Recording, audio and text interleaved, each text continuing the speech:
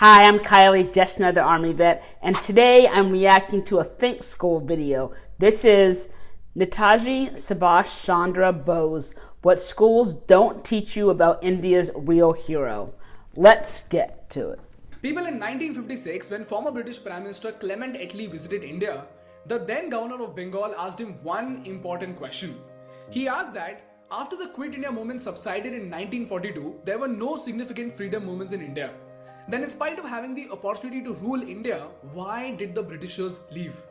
To which Clement Attlee said that the role played by Netaji's army was paramount in India being granted independence, while the role played by the non-violent movement was dismissed as minimal. And this one statement itself is enough to question the version of history taught in our school textbooks. People, as much as we are taught about legends like Mahatma Gandhi and the significant contribution of Satyagraha movement, we are knowingly or unknowingly not taught about the significant sacrifices made by Netaji and his Azad Hind Fauj. Which is why in this episode today, we are going to dig into an important chapter of Indian history that has been erased from our history textbooks or perhaps not taught well enough. And that is, who was Netaji Subash Chandra Bose? What was this legend's contribution towards the independent struggle of our nation? And most importantly, how did his contribution give us freedom from the shackles of the Britishers? So listen to what I'm saying very carefully, and if you also believe India must know about the contribution of Netaji, then please share this video with as many people as possible. Yes, please share this video. And if you do get any value from this, I would appreciate a like and a comment. That would help me out a ton, so thank you. And I'm going into this blind. I only have a very basic knowledge of this hero. This is a story that dates back to 1897 India, when Netaji was born. This is when India was completely at the mercy of the colonial rulers, and all thanks to their kindness, India was sinking in poverty. While on one side we were shipping premium goods made in India to the royal families in England, here in India, lakhs of Indians were starving to death because of famines. During this time, very few families could actually afford a decent standard of living, and fortunately, Netaji's family was among these handful of people. But as Netaji started growing, he started noticing the atrocities caused by the Britishers in India. He started noticing that these Britishers came to our own motherland and had the audacity to put out boards outside hotels which said, "Dogs and Indians not allowed." That is, I think, maybe part of the reason that inspired the Tata family to actually buy or make hotels, was because of a sign like that. He took them so personally that when he saw his college professor harass the Indian students, he even slapped him, for which he got rusticated from the Presidency College. After that, Netaji's father sent him to London to study for ICS or Indian Civil Service, which was by far one of the toughest exams in the world. This exam was so tough that even the most brilliant students used to flunk in spite of studying for 2 years. Is that test more difficult than the test for officers? I think the IMA test, I think that's what it's called. Or the NDA test. But Netaji was such a genius that he happened to clear the exam with just 6 months of study. And this was baffling even for the Britishers who held these exams. Wow. But as soon as he was offered the job, he rejected it and returned back to India. Why? Because he believed that in spite of knowing the fact that his motherland was in trouble, in spite of seeing the pathetic condition of people in India, it would be wrong for him to turn his back on his motherland while she was crying for help. This is when Netaji Subash Chandra Bose left London, came to India and joined Gandhiji and his team to fight for India. And this is what marked the beginning of Netaji's freedom struggle. And within just a few months, because of his charismatic personality and brilliant political acumen, he began climbing the ladders of Congress more quickly than anyone else. He became so popular that in the presidential elections of the Congress, he ended up defeating Dr. Papdi, who was backed by Gandhiji himself. But as we all know, Netaji and Gandhiji had different ideologies. Gandhiji was all about seeking independence through non-violence, whereas Netaji believed that independence is not something that you request for. It's something that you fight and snatch from the rulers. And that's exactly what the American colonists did. The Boston Tea Party and other non-violent movements were just not working. So what did we do? The American Revolutionary War. And that is how we got our independence. Or in Hindi, as they say, azadi मांगी नहीं छीनी जाती है. But as we all know, that is something that they both never came to terms with. And as time passed, Netaji realized that he cannot drive the people of Congress against Gandhiji's ideologies. So in 1939, in spite of being the president, he resigned from Congress and left as a lone wolf to find another way to free India. He was the president of India or the president of the party? And this is where the historic journey of Netaji began. Now by this time, World War II had started. On one side, while Hitler was ravaging through Europe, on the other side, the Japanese did not just dominate Asia, but also started preparing to wage a war against the United States itself. And Hitler had caused so much damage that, let alone colonies, the Britishers were almost on the verge of losing their own country. And this is where Netaji saw an opportunity. He saw that in the race of fighting the Nazis and the Japanese, the British army was spread all across the world, because of which in India, only the upper management of the army were Britishers, whereas the entire frontline army had only Indian soldiers. The UK was spread way too thin, and he knew it. And as far as my research is concerned, the numbers say that while there were 40,000 British soldiers in India, we had 25 lakh frontline Indian soldiers. And Netaji thought if he could somehow get those 25 lakh soldiers to revolt, the Britishers will have no other option but to leave India. But in order to make that happen, the soldiers needed a big push that could form the rebellion. And this is where Netaji's international relations strategy paid off. He realized that since the Japanese, Germans and the Russians were the enemies of the British Raj, they would be more inclined to help him out. So on 17th of January 1941 at 1:30 am, Netaji disguised as a Pathan and went from India to Afghanistan, from Afghanistan to Russia, and when the Russians did not help him out, he went to Germany, and that is where he met Adolf Hitler.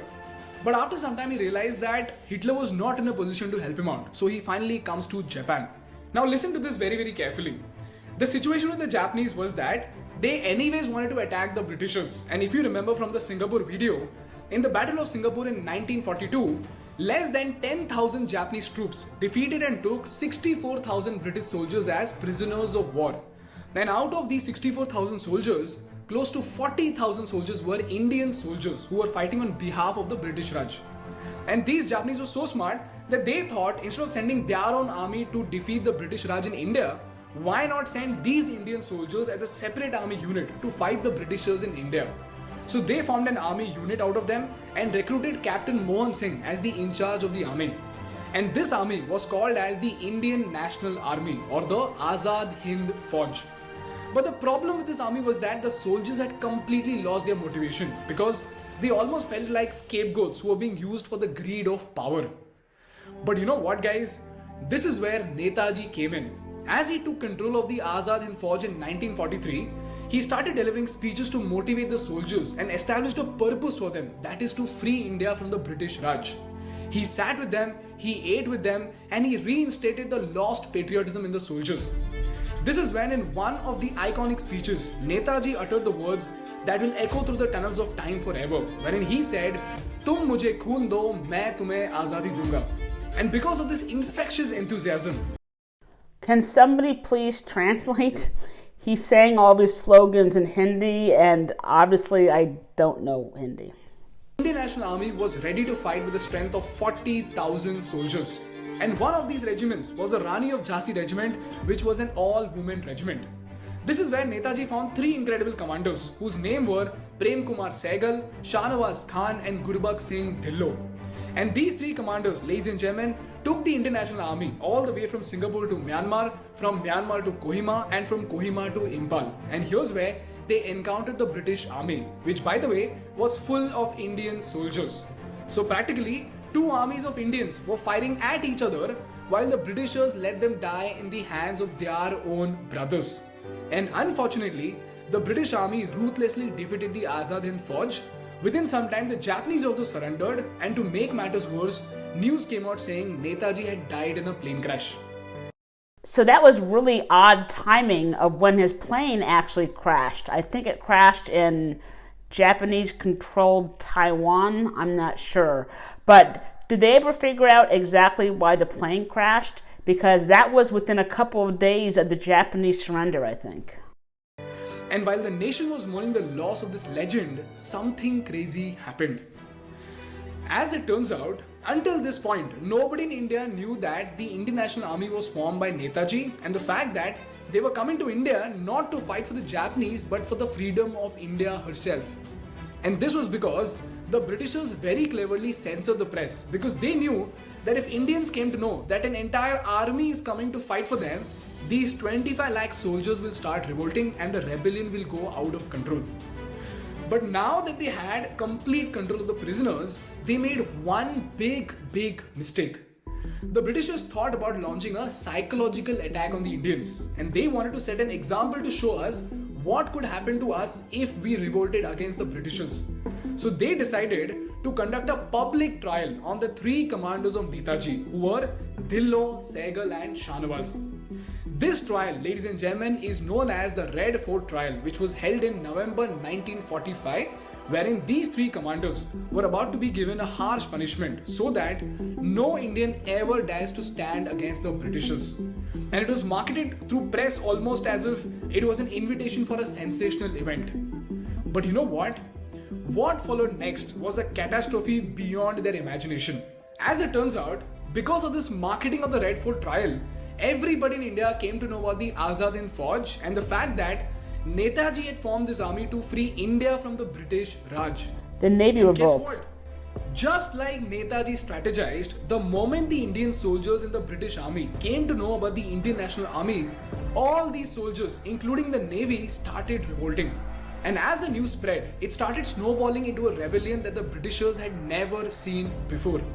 Lakhs of people took to the streets, thousands of people started marching with Netaji's photo, and some of them directly started beating up the British Army. And even the British Indian Army and Navy started protesting with Netaji's photo. This event is famously known as the Naval Mutiny of 1946. Furthermore, hundreds of people gathered outside the Red Fort and started screaming slogans like Hindustan ki ek awaaj, Sehgal Dhillon Shahnawaz, 40 crore ki ek awaaj, Sehgal Dhillon Shahnawaz.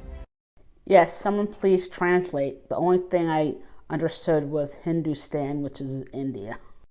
And just like Netaji thought, when 25 lakh Indian soldiers started uniting against a meager 40,000 British officers, the Britishers saw no other option but to retract.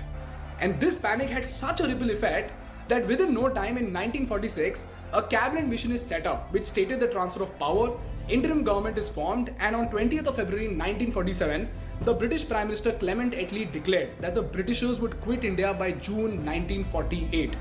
Therefore, the Red Fort trial was one of the most crucial events in Indian history, because of which we got our independence on 15th of August 1947. So what happened with that trial? Were they found guilty? Were they executed? He didn't really say. This is that one important chapter in history that is usually not covered elaborately in history textbooks. And you know what? The most disturbing fact of all is that after Nehruji took charge, the last Viceroy of India, that is Lord Mountbatten, he did not even allow the INA soldiers to be a part of the Indian Army, and they did not get any recognition, and even their families did not get pensions until the 1970s. This is the story of the unsung heroes of our independence. Now, whether this important story of the Red Fort trial is deliberately not taught to us or is coincidentally overlooked, I don't know. But what I know for sure is that every Indian must be taught about these important lessons of our nation, so that we value and recognize the contributions of those heroes who shed their blood so that you and I can sleep in peace. And if you also believe the same, please share this video with as many people as possible. Because as they say, one individual may die for an idea, but that idea after his death will incarnate itself in 1,000 lives. In this case, it is the idea of one of the greatest freedom fighters of India, whose name was Netaji Subash Chandra Bose. Jai Hind. Thank you guys so much for watching. Before I actually talk about this, I want to direct you to Azadi, which is a tribute to India's freedom fighters. If this is not being taught in Indian schools, then you know that they're not teaching this in the West. I don't remember learning about Bose or any of this growing up in the United States, which is a shame, but I think it's a bigger shame that Indians are not being taught this. And I'm checking out the comments right here, and I have some food for thought for you. History books were whitewashed, and the entire nation was brainwashed to benefit a certain political family. Need I say more?